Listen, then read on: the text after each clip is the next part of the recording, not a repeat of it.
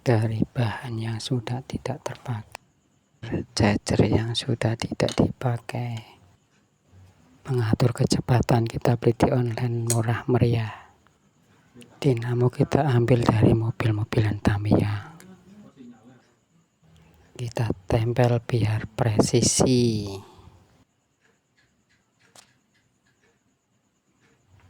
diluruskan dengan bagian depan biar tidak oleng.